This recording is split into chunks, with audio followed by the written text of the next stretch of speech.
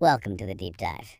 Today we're wrestling with one of the most explosive and tragic stories in recent American history, the crack cocaine crisis. It really is. The devastation it caused back in the 1980s is, well, it's almost impossible to overstate. It shattered entire neighborhoods. It drove this wave of violence nobody had ever seen before. And it fundamentally changed the landscape of urban America. Completely. And the claim we are digging into today, which is based on some, really extensive investigative sources, is that this whole catastrophe, it wasn't an accident. It wasn't just random market forces. No. The allegation is that it was let's say, orchestrated or at the very least facilitated from the shadows of a huge global conflict. So for this deep dive, our mission is to synthesize the detailed account that links the geopolitical motives of the Reagan administration, this fierce desire to stop communism in Central America, with the huge clandestine drug trafficking that just flooded the United States. Right.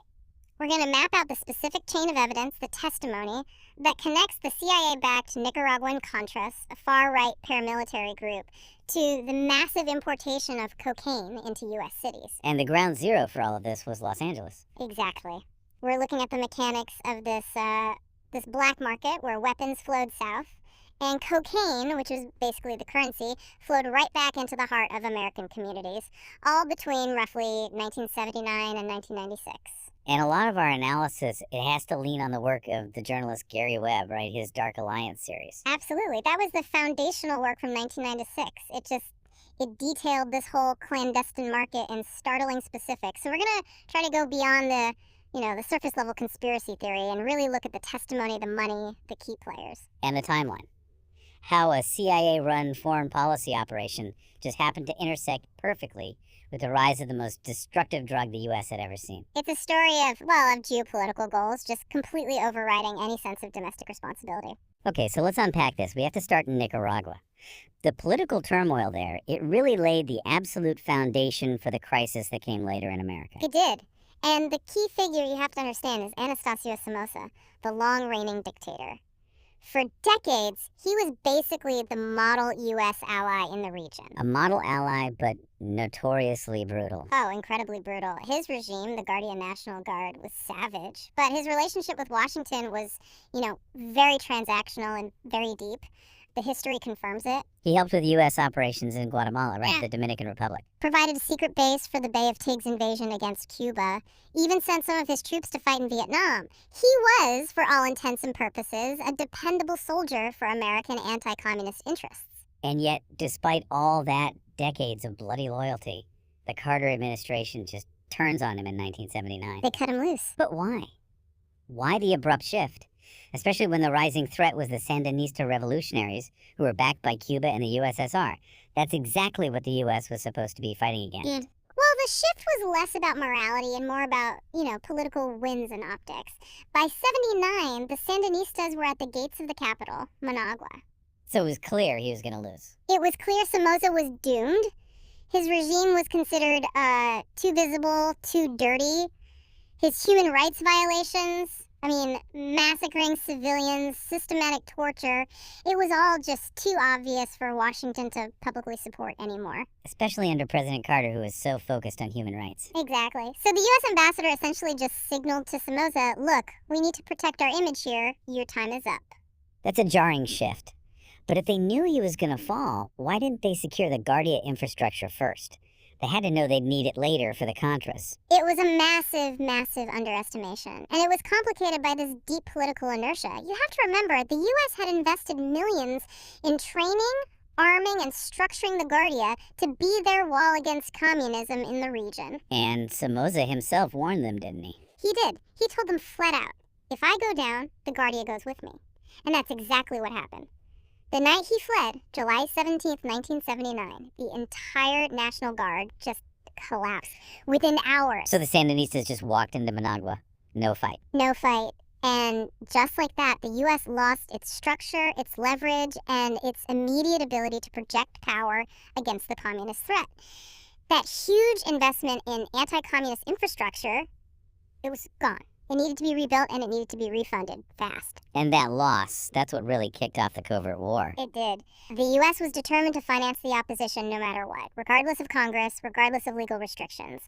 But while the U.S. political machine was fixated on this geopolitical defeat, they were completely ignoring a totally different threat that was evolving right at home. The cocaine market. The cocaine market. Yeah, that contrast is so striking in the source material, the intense focus on foreign wars, and just this total dismissal of the domestic drug threat. Cocaine, at the turn of the decade, was seen through a really specific and, frankly, a very privileged lens in America. Oh, absolutely. For a lot of people in Congress, in Hollywood, in these elite social circles, cocaine was basically an elite indulgence. Is this expensive? Incredibly expensive. Around $2,500 for a single ounce. That's 30 grams. It was just inaccessible to most people, especially in struggling inner cities. It was seen as this sophisticated powder, not really addictive, not overly dangerous. And that perception created this huge governmental blind spot. A massive one. But while Washington was dismissing it as a party drug for the rich, the sources show these urgent alarms were already blaring from South America. Right, about pasta, basically. Exactly. Cocoa paste. This raw, smokable form of cocaine was already just devastating communities in Peru and Bolivia. It's the immediate precursor to what we now call crack. So what did it look like? What was it? It was brown, sticky, cheap, and people smoked it in hand-rolled cigarettes. And its accessibility made it an immediate public health crisis down there. So what made it so much more destructive than the powdered cocaine people were snorting in the U.S.? It's all about purity and the delivery method. Powdered cocaine, when you snort it, it has a slow absorption. Plus, it's usually cut down to maybe 20-30% cocaine content. Okay. Pasta basica, because it's the raw extract, could be up to 80% pure. And when you smoke it, the vapors hit the lungs directly. It gives you this instantaneous, intense high that only lasts for a few minutes. And then the crash. An abyssal crash. This profound depression that leads to this immediate, desperate craving for another hit. Psychiatrists in Peru were already seeing rapid addiction, severe paranoia, psychosis. They were describing users as completely dehumanized. And these reports, which were mostly in Spanish, they just weren't being taken seriously in the U.S. For the most part, no. They were largely dismissed, but not entirely ignored. Our sources do highlight a few people who saw it coming, like Ronald Siegel, a toxicologist in Los Angeles. He understood what these reports meant. He did. He realized this incredibly dangerous way of using cocaine was starting to show up in LA, and what he found was that Americans, through their own innovation, were already moving towards smokable cocaine by creating something called freebase. Right, which was basically stripping the water-soluble part from powdered coke using these really volatile chemicals, like ether. Extremely dangerous to produce. All those stories about labs exploding, that was freebase. Crack was just a simplification of that same idea, but it made it safe and cheap to cook up on the street. So the scientific warnings were there. They were being sounded in Congress well before the epidemic blew up. They were. The most notable warning came from a Dr. Robert Bick, a highly respected neuropharmacologist from Yale, famous for editing Freud's work on cocaine. And what did he tell Congress? During the hearings, he testified with just immense clarity. He denounced all the misinformation going around. He said, and this is a quote, that while the U.S. did not yet have an epidemic of freebase or cocoa paste, it is very likely that this could happen. He predicted an imminent catastrophe. And he called for a massive, proactive, nationwide information campaign, a public health measure to educate people and stop it from spreading. And this is where you see the policy failure so clearly. His concerns were completely sidelined. The focus of the officials in Congress was purely external. On stopping cultivation in Bolivia and Peru. That was it. The discussion was all about what the DEA was doing abroad. They fundamentally failed to accept that the delivery method was changing and that the poison wasn't going to stay in Lima. It was coming straight to American streets, ready to be weaponized by local innovation. Okay, so while the U.S. government is ignoring this ticking time bomb at home, their focus remains just laser fixed on rebuilding their anti-communist presence in Central America. 100%. After Somoza fled, thousands of Nicaraguan exiles poured into the U.S. Briefly, Miami and Los Angeles. Right, and one of the crucial figures in L.A. was a man named Oscar Danilo Blandon Reyes. And he wasn't a career criminal. Not at all. He was an aristocrat. A wealthy former landowner whose life was completely upended by the Sandinistas. He gets to L.A. in July of '79. He's lost everything. And he immediately starts organizing politically. He was determined to fight back.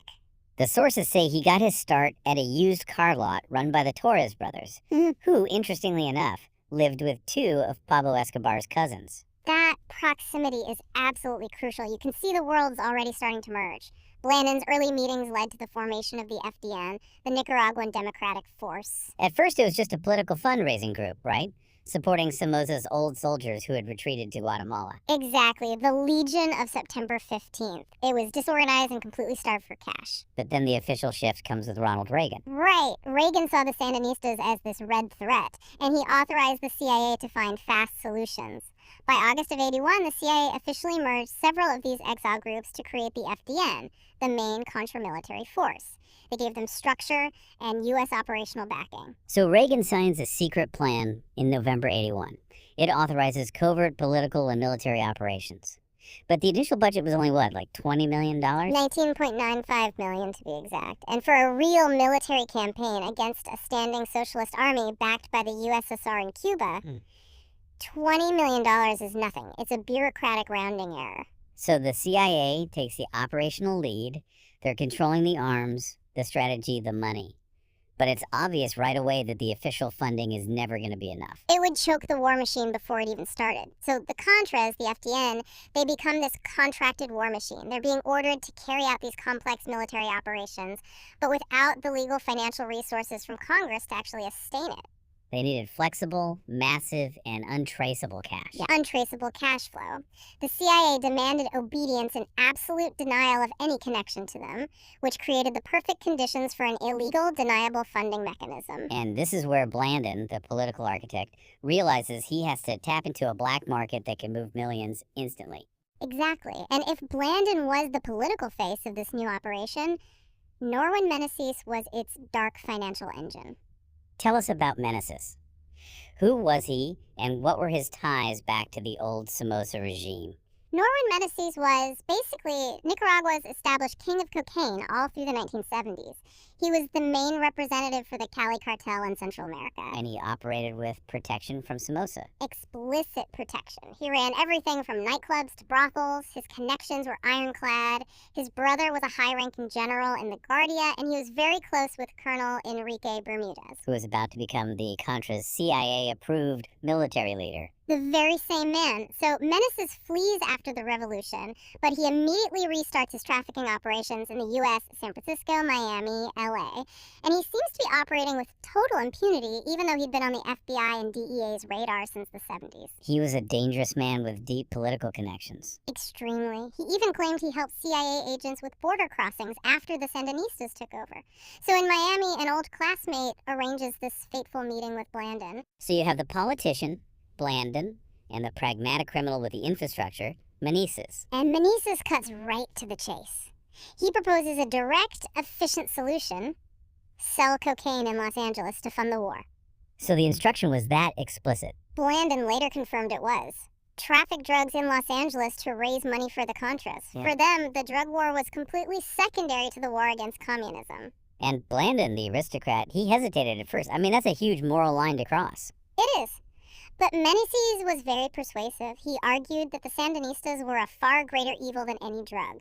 And to seal the deal, they traveled together to Honduras to get the official blessing. From Enrique Bermudez. They met him at an FDN camp. And Bermudez, the CIA-approved field commander, gave them the green light. He gave them the specific mandate to raise money from California. He confirmed the moral calculus. The end justifies the means. He did. The goal of stopping communism provided the ultimate moral and operational cover for everything that followed. So this was sanctioned at the very top of the Contra Command, which was acting as an unofficial branch of the CIA.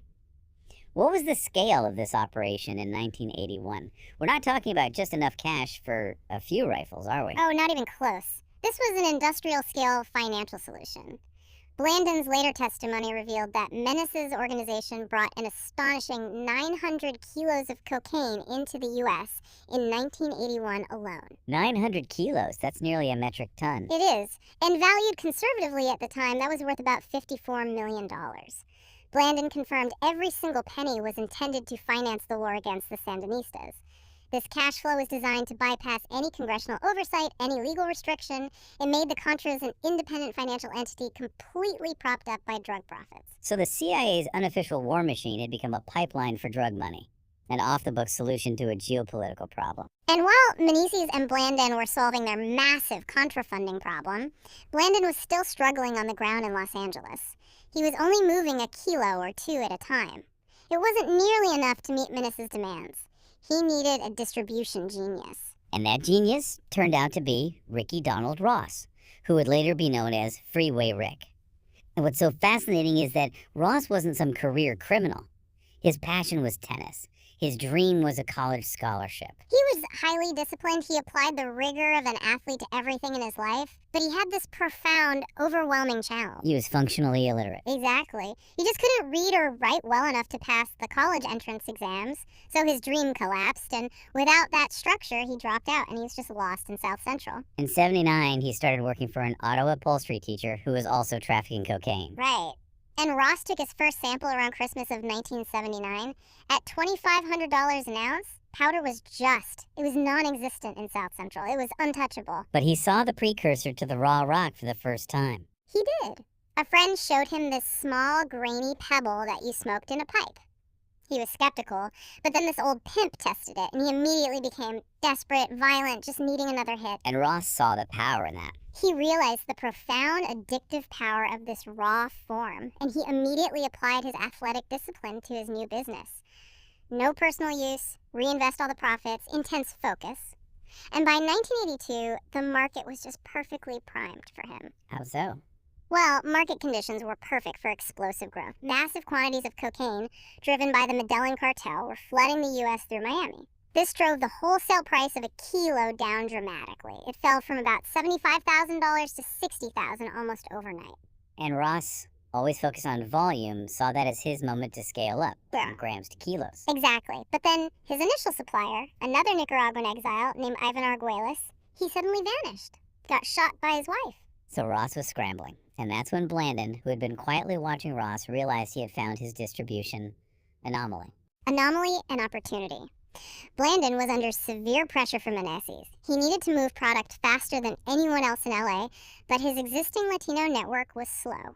Ross, this young, focused black kid from South Central, was moving a volume that just surpassed all of Blandon's contacts combined. He recognized Ross's discipline. And his market reach. So when Ivan's inexperienced successor, Henry Corrales, took over the supply line and was overwhelmed, Blandon saw his chance. So what did he do? He approached Corrales with an offer. Blandon would supply pure Colombian cocaine, and Corrales would keep selling it to Ross, and they'd split the profit 50-50. And Ross had no idea that Blandon, the political architect for the Contras, was his actual source. None at all. All Ross knew was that his prices suddenly dropped again, and this gave him an unbeatable advantage. He drove every other dealer in South Central out of business. And this direct supply line allowed Ross to start moving dozens of kilos. This is when the crack innovation really took hold on the streets, isn't it? Yeah, it is.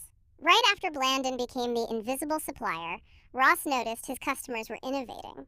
They were taking the powdered cocaine and transforming it into those strange little rocks themselves.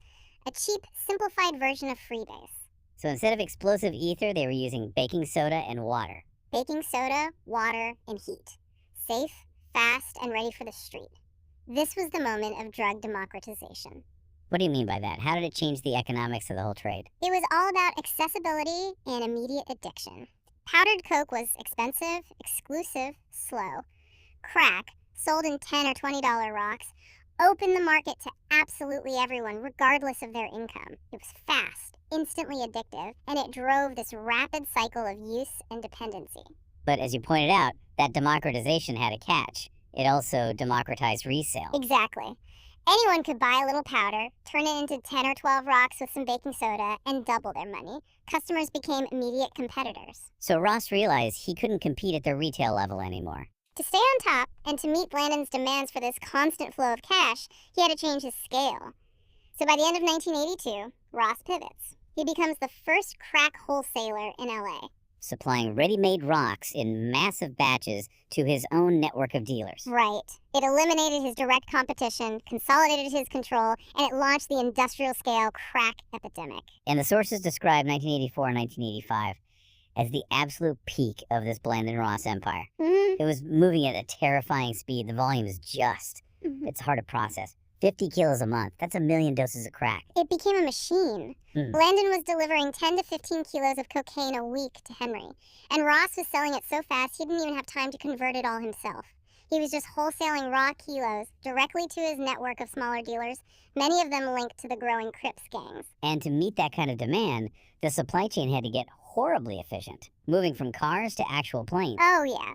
Blandon and Meneses were orchestrating entire airlifts from Miami, sometimes 3 or 4 planes at a time, each carrying between 200 and 400 kilos of cocaine. We're talking about tons of product moving into the U.S. mainland through this Contra-linked network. And it gets even more sophisticated. Blandon negotiated credit directly with the Colombian suppliers. The credit system. That's where the financialization of this whole thing becomes so clear. Ross was getting an advance of 25 kilos of coke without spending $1 up front. That's nearly $1 million wholesale. That level of trust and credit was unheard of in the drug world. It was based entirely on Blandon's need for cash and Ross's flawless record of turning product over fast. And Ross funneled all that money into infrastructure. He bought houses, businesses. And crucially, the Freeway Motor Inn, right near a major highway intersection, that became his command center, a discreet spot for high-volume dealers and couriers. And that's where he got the nickname Freeway Rick. He had the unbeatable prices, paying $38,000 a kilo when everyone else paid $45. And he had Blandon's protection. He was getting warned about police raids. He was, but Ross's discipline made him wary of Blandon's increasing sloppiness. How so? Well, Blandon was rich now, but he was also drinking heavily, using cocaine himself, becoming unreliable with his deliveries. Ross, who was this disciplined, non-using machine, he saw that excess as a huge systemic weakness that could bring the whole thing crashing down. So he broke his loyalty. He did. He started looking for other sources, specifically the Torres brothers, those Nicaraguan giants who were related to Pablo Escobar. And he started playing both sides against each other. Exactly. He'd buy from the Torres brothers, then go back to Blandon and claim the competition was offering better prices. It forced Blandon to maintain his cut-rate price of $38,000. Ross was diversifying his risk. He recognized that in a business that was funding a war, loyalty was a dangerous liability. So the sources detail how this flood of cocaine inevitably led to an accompanying flood of violence and sophisticated weapons. This is where the covert war abroad and the war on drugs at home just completely merge. Right. By 1984, the arms pipeline was active. Blandon started selling military-grade weapons directly to Ricky Ross's inner circle. And we're not talking about simple handguns. No. We're talking assault rifles, submachine guns, the equipment of professional soldiers, and Blandon later admitted these weapons came directly from the Contra network. So the CIA-backed network was providing not just the money to create this criminal enterprise, but the military hardware to defend and expand it. And the change in urban warfare was immediate and brutal. In the early 80s, the Crips and Bloods were localized neighborhood gangs. This infusion of just unprecedented crack profits transformed them overnight. They needed more territory, more men. And they needed to defend their now multi-million-dollar revenue streams with firepower that rivaled the police. And the gangs started to migrate. Oregon, Kansas, Virginia, D.C., taking crack and violence with them. It was a catastrophe. Before crack, South Central was poor, but families held on. After crack, it became a full-blown war zone. M16s and AK-47s became common. Washington, D.C., by 1989, was absorbing 200 kilos of cocaine a week, almost all of it sourced through this expanding L.A. gang network. An entire social structure was sacrificed for foreign policy. Generations were lost. Incarceration rates for nonviolent drug offenses exploded, disproportionately hitting minority communities. And all while this was happening on the streets, credible informants were actively trying to warn the Justice Department and the DEA about the connection. The Contras, the Colombian cartels, and elements of the U.S. government all exchanging weapons for cocaine. Yes. And one of the most staggering claims came from a trafficker named unravel Rudd. He claimed he met Pablo Escobar in Medellin. And Escobar was complaining that Vice President George Bush's anti-drug task force in Florida was making his logistics too difficult. And that's when Escobar made the claim about an agreement. An alleged agreement between the Medellin cartel and the U.S. government. Escobar claimed that military transport planes, like U.S. C-130s, would deliver weapons to Colombia for the Contras. And then get reloaded with cocaine bound for U.S. military bases. The implication was just staggering, that the U.S. government was enabling the logistics of the very cartels it was claiming to fight. And Escobar claimed he had proof. A photo of Vice President Bush with a cartel boss. Right. A photo of Bush posing with cartel boss Jorge Ochoa next to suitcases full of cash. Now, that photo, if it exists, has never officially surfaced. But Rudd wasn't the only one saying things like this. Not at all. A Miami informant, Wanda Palacios, she was the wife of a Colombian trafficker, she claimed she witnessed CIA-used planes landing in Colombia in 83 and 85 exchanging weapons for cocaine. She testified she was in a limo with Escobar and watched it happen, and that Ochoa openly boasted about working with the CIA to move the product into South Florida. But the administration chose a very different story to tell the public. A completely different narrative. This brings us to the story of Barry Seal. He was a former pilot, a major drug trafficker who became a secret DEA informant. Seal was central to these covert ops, delivering weapons to Nicaragua and flying back with cocaine. And in 1984, the White House used him to stage a huge propaganda sting. A massive one. Seal took photos of Pablo Escobar and his men loading a plane with cocaine at an airport in Nicaragua, the clear implication being that the entire operation was protected and run by the Sandinista regime. And Ronald Reagan broadcast one of those pictures on national TV right before a crucial vote on Contra aid. The message was unambiguous. The Sandinistas are narco-traffickers. So supporting the Contras isn't just anti-communist, it's anti-drug. It was pure political manipulation to sway public opinion and keep the illegal funding going. And declassified documents later show the CIA could never actually prove the Sandinista regime was directly involved. Never. The whole thing was staged to save the Contra funding. And Barry Seal, the key witness in that whole push, he was assassinated in 1986 by Colombian hitmen. The man who knew too much about the U.S. government's covert drug logistics was silenced. So while the federal government is staging propaganda battles, the sheer scale of the drug operation on the mainland is becoming impossible to ignore, and it draws the attention of one single tenacious local detective. Detective Jerry Guetta from the L.A. County Narcotics. He was motivated by this deep personal vendetta against dealers after his own brother died. His investigation didn't start with high-level politics. It started with a financial anomaly. An unemployed man who bought 8 money-counting machines. 8. It signaled a volume of cash far beyond any normal drug dealing. And that thread led him straight to the Torres brothers. The same ones who helped Blandon get started and housed Escobar's cousins. The very same. In August of '86, Guetta raided their place. They found $400,000 in cash and closet, but 0 drugs. Smart. They kept the cash and the product separate. Which meant the max penalty they were facing was maybe 3 years.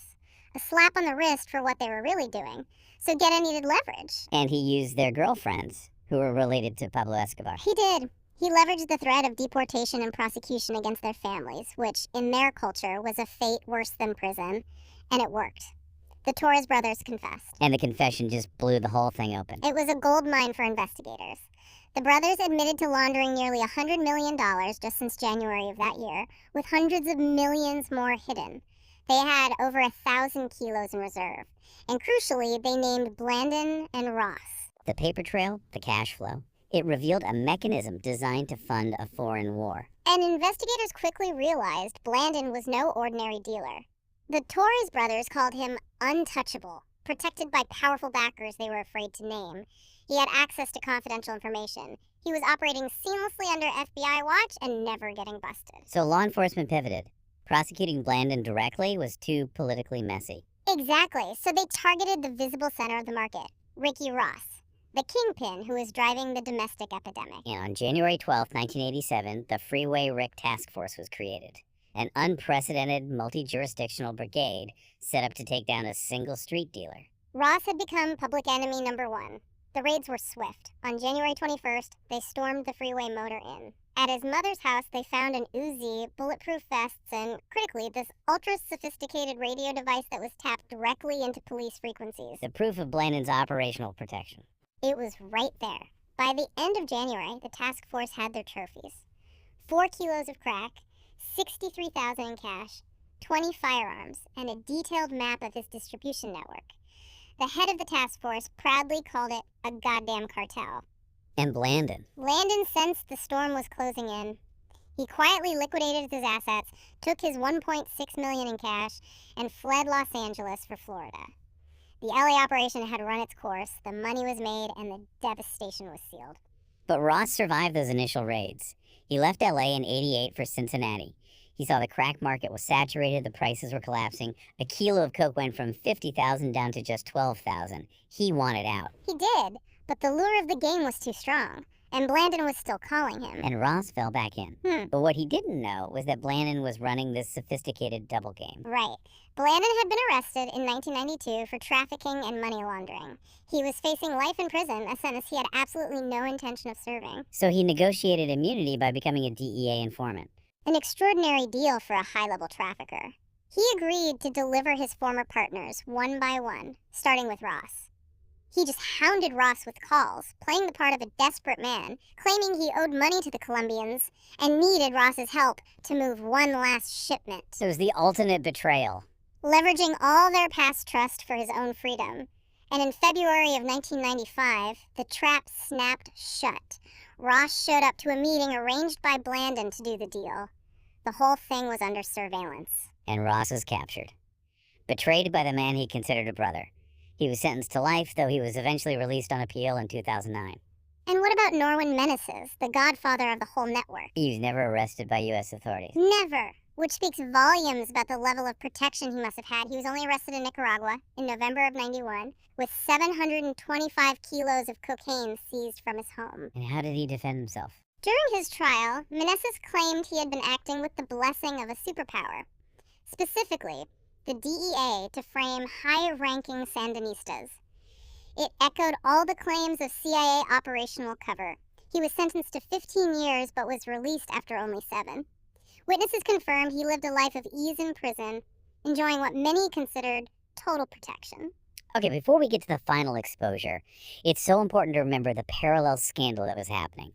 The Iran-Contra affair, which blew up in 1986. Yes, that affair revealed that the Reagan administration, frustrated by Congress restricting funds for the Contras, the Poland Amendments, had taken these drastic illegal actions. They secretly sold advanced weapons to Iran, despite an official arms embargo. And then diverted millions of dollars from those sales to arm the Contras. It was a direct violation of U.S. law. It proved definitively that illegal covert funding was official U.S. policy, approved at the highest levels of government, all designed to get around democratic oversight. So the drug trafficking we're talking about was just another far more destructive, off-the-books version of that same illicit funding mechanism. Exactly. If the government was willing to violate its own laws to sell weapons to Iran, the idea of them turning a blind eye to drug profits for the same cause becomes not just plausible, but logical within that political framework. And then, in 1996, the journalist Gary Webb brought this whole dirty story into the public light with his Dark Alliance series in the San Jose Mercury News. And Webb's work was absolutely seismic. He detailed, using court documents and direct testimony, how the CIA-backed Contra network flooded U.S. black ghettos with tons of cocaine, directly triggering the crack explosion. And it was the first major investigation published simultaneously in print and online. It created an instant national outcry. The backlash was immediate and intense. It forced the CIA director at the time, John Deutsch, to go to a heated town hall meeting in Los Angeles and publicly promise a full investigation into what he called the appalling charge that the agency was complicit. But the focus very quickly shifted from the government's actions to the journalist's integrity. Major American media outlets, the New York Times, the Washington Post, the LA Times, they mobilized to discredit and demote Webb. And what was their argument? They focused on 2 main points. First, that the scale Webb described was exaggerated. And second, that he failed to provide a smoking gun, a memo that proved the CIA as an institution directly ordered the drugs to be sold in the black community. So they seized on that nuance. They argued that while the players were linked to the CIA, the institutional approval wasn't provably there, which let them dismiss the story as an overblown conspiracy. And that nuance became the loophole. Webb was accused of sloppy journalism. He faced these relentless attacks that focused on tearing down his methodology instead of actually investigating the Contra's drug ties. It ultimately led to his forced resignation in 1998. The establishment media effectively buried the story. But the CIA's own internal investigation eventually provided a partial but critical admission. It did. The CIA's Inspector General, Frederick Hitz, eventually admitted in 2 volumes of reports that the agency had, in fact, maintained ties with several dozen drug traffickers connected to the Contras. And crucially, he admitted the agency had sometimes turned a blind eye or provided protection for their illegal activities. Which proved that high-level operational tolerance was not only present, but documented. It was. So let's just review the fates of the key players. Ricky Ross, the kingpin, he served over a decade before his release in 2009. He always maintained he was just a drug dealer who stumbled into a politically protected supply line. Danilo Blandon, the liaison, the architect of the LA market. Never seriously prosecuted by the U.S. government, he served only 28 months, got a U.S. permanent resident card, and was actually paid by the DEA for his cooperation as an informant. His lawyer publicly claimed the CIA had approved his illegal activities to fund the war. And Gary Webb, the journalist who exposed it all and paid the ultimate price professionally. He was found dead in his home in 2004 with 2 gunshot wounds to the head. The official ruling was suicide. So what the detailed source material outlines is just this immense cycle of calculated devastation, supporting a covert war thousands of miles away by sacrificing entire American neighborhoods and unleashing an epidemic of violence and addiction that is it's unparalleled in modern history. And the central paradox we've looked at is so stark. The U.S. government was simultaneously arming LA gangs through Blandon's network, while officials were declaring a war on drugs and manipulating intelligence. They sacrificed generations of citizens in the name of national security. And for what? The Contras never militarily defeated the Sandinistas. The regime fell in 1990 not to bullets, but at the ballot box. The cost was paid entirely by American citizens, not by the communist threat. So the CIA Inspector General stated they didn't have evidence the agency directly put drugs into the black community, but they did have evidence that men working for a CIA-run army did do that, with the agency's knowledge. And that raises a profound question for you, the listener. It lies in that subtle, dangerous distinction. If powerful entities authorize, supply, and protect the financial mechanism that funds a war, and that mechanism is based entirely on drug trafficking, how significant is the legal difference between turning a blind eye and actively facilitating? Is that willful negligence in the middle of a national crisis functionally the same as direct action? And finally, it makes you think about the systems that are currently being protected or ignored in the name of higher interests. What unforeseen problems are those covert permissions creating right now? Problems that will only emerge from the shadows years from now. That's something to think about until our next deep dive.